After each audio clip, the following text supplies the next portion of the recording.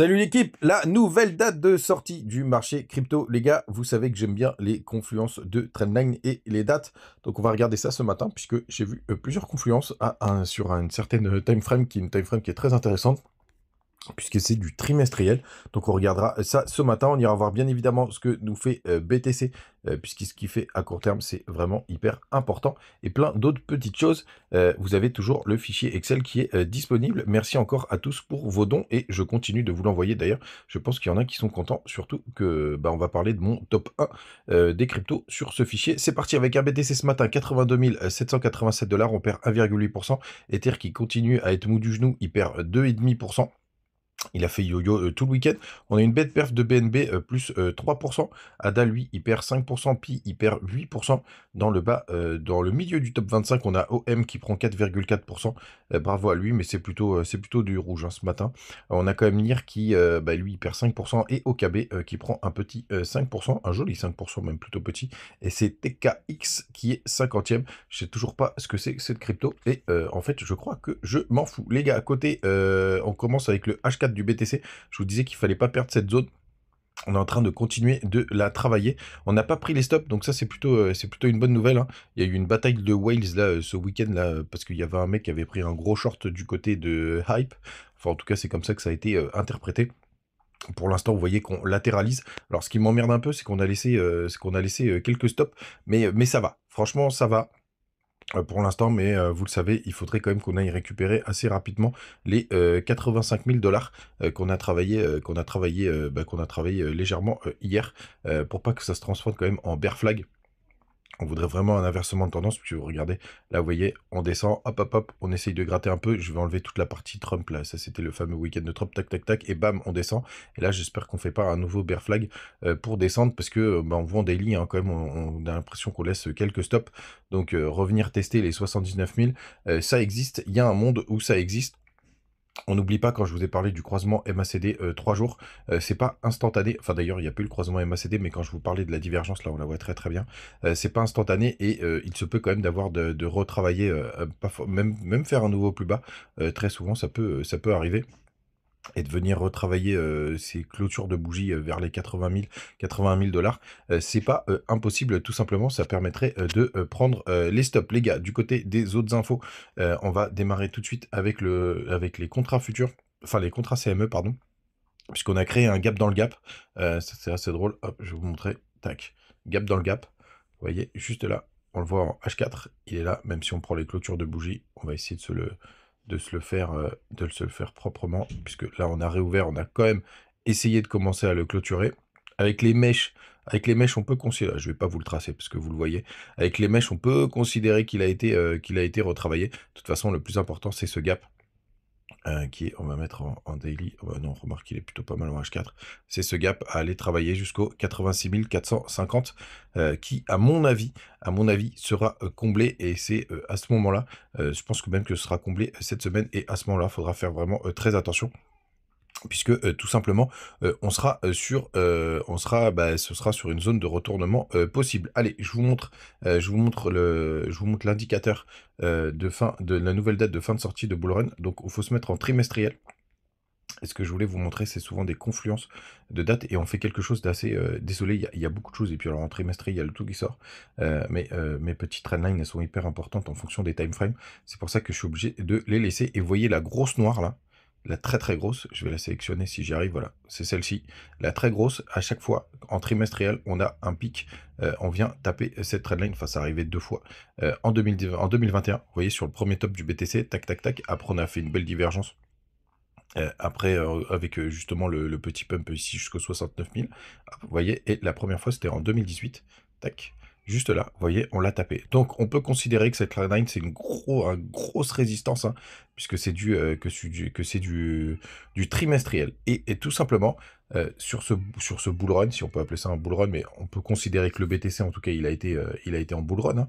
Ça par contre on peut pas dire le contraire, puisque lui il a fait quand même s'il a pas fait un plus haut extraordinaire, il est quand même passé de 15 000 $ à 109 000 $. Donc quand même plutôt pas mal. Et vous voyez, il y a une petite trendline qui s'est formée juste là, avec 2 petits sommets, tac tac, d'ailleurs qui font pas de merde, il est où mon RSI? Ah, qu'est-ce que j'ai branlé? Ah oui, c'est ça. Qui font pas de divergence d'ailleurs. Et ça, c'est plutôt une bonne nouvelle de ne pas avoir cette divergence trimestrielle. Vous voyez, là, on a fait un plus haut au 109 000 $ et on a fait aussi un plus haut sur le RSI par rapport au mois de mars. Donc ça, c'est plutôt chouette. Et vous voyez, il y a une grosse zone de confluence. Donc je serais pas surpris qu'on fasse un joli triple top sur le RSI. Et vous voyez, cette confluence, elle est sur le deuxième trimestre. Non, démarre janvier, février, mars, avril, mai, juin. Ouais, elle est sur le début du troisième trimestre, puisque c'est juillet, mais ça pourrait toucher au mois de juin, tout simplement, vous voyez, parce que vu que c'est des bougies trimestrielles, c'est très très grand, hein. Donc ce serait après avril. Et là, le croisement, il se fait, si on regarde comme ça, assez précisément, on pourrait voir que ce serait plutôt aux alentours du mois de juin, puisque c'est un petit peu avant la clôture. Donc je trouve ça intéressant de regarder ça de très très près. Et pour le coup, si jamais BTC vient taper au mois de juin, sur cette période, même mai-juin, vient taper juste là, vu que c'est quand même assez précis, hein, ce que ça nous fait dans les derniers bull runs. Et en plus, peut-être qu'à ce moment-là, on aura l'information du P-Cycle. Ce sera un bon moment pour sortir. Donc, je voulais vous partager cette métrique avec vous, tout simplement. Les gars, du côté des autres infos, et j'espère que ça vous a plu, cette petite métrique, on a 260 millions de liquidation, pas énorme, mais ça reste toujours trop. 32, le crypto Fear and Greed, on a pas mal de funding qui sont assez bas, voire négative, et surtout, voilà, regardez, moi, la traduction de mon chouchou, Bera Chain, que je vous partage dans le fichier. D'ailleurs, merci pour tous ceux, pour les petits dons de tout le monde. Vous pouvez continuer à me demander le fichier, je le mets à jour, parce que j'ai quand même détecté de nouvelles cryptos qui sont très intéressantes, avec ma stratégie, pardon, vous le savez, pour aller récupérer des cryptos. Je me mets plutôt sur des cryptos qui viennent de sortir, hein, pour le coup, qui ont une meilleure hype. Et vous voyez là, du côté de Bera, c'est mon top. Et ce matin, il fait vraiment plaisir. Puisqu'il a fait une belle performance. Attendez, il est où mon Bera? Hop. Alors moi, je suis rentré, je crois que c'est la plus grosse position une des plus grosses positions que j'ai mis. Vous voyez, ce matin, il est à plus 9. Et surtout, bah, attendez, moi je l'ai mis sur un contrat perpétuel, j'ai posé quasiment 10 000 balles, 9 000 très exactement, et en plus il fait vraiment plaisir parce que vu qu'il y a des fundings négatifs, je crois que je suis à plus 600 balles rien qu'en funding, que je sors et que je réalloue, donc il nous fait des belles performances. Ça fait vraiment plaisir, il fait vraiment du bien à mon portefeuille Bera, et c'est mon top crypto, hein, quand vous regardez mon fichier Excel. Qui est vraiment très très chouette. La deuxième crypto dont je voulais vous parler, c'est Pipin, qui a un projet AI. J'avais regretté parce que j'avais un pote qui m'avait dit de rentrer dessus, je l'avais pas fait. Là, j'ai remis une petite position, là, mais je suis à plus 30 là sur cette position. Ouais, celle-ci, je les ai pris en levier. Faut surtout pas le faire, mais je l'ai fait quand même, pour le coup. Mais vous voyez, en fait, le rounding bottom qu'il est en train de nous faire en H4, là, je le trouve vraiment, vraiment magnifique. Donc, je suis en train de construire une position. Vous voyez, je suis à plus 30, mais je vais remettre un peu dessous dessus. J'aime beaucoup ce qu'il est en train de faire. J'adore, moi, ces rounding bottom. Je les trouve plutôt propres, pour le coup. Et l'ATH, il est quand même hyper haut. Si jamais on va y retrouver, mais alors là, il faudra vraiment une hype des agents IA, puisqu'il a quand même morflé. Vous voyez, et pourtant le croisement MACD, ça fait un moment qu'on l'a eu, et il a fait des nouveaux plus bas et une petite chasse à la liquidité que je trouve pas mal. Après, évidemment, on risque quand même d'avoir une grosse résistance, vous voyez, juste là. Mais j'ai l'impression que ça me rappelle BTC. Au bear market, il a fait quand même un petit pic baissier, mais finalement, il est bien reparti. Hop, vous voyez. Donc je pense qu'on va avoir quand même de la résistance sur cette zone-là. Les plus prudents, ils attendront justement de passer cette résistance. Mais si jamais on a une nouvelle hype des agents IA, pour le coup, c'est plutôt pas mal. Il y a un peu plus d'un fois 10 à aller chercher si on retrouve les plus hauts, mais en général, sur ce genre de truc, même, on pourrait plutôt pas aller forcément plus haut, mais aller chercher la zone de rechargement de short du dernier mouvement. Mais voilà, c'est une crypto que j'affectionnais, sur laquelle je n'étais pas rentré. On est sur du low cap, donc faites attention quand même. Ils continuent d'exister, hein.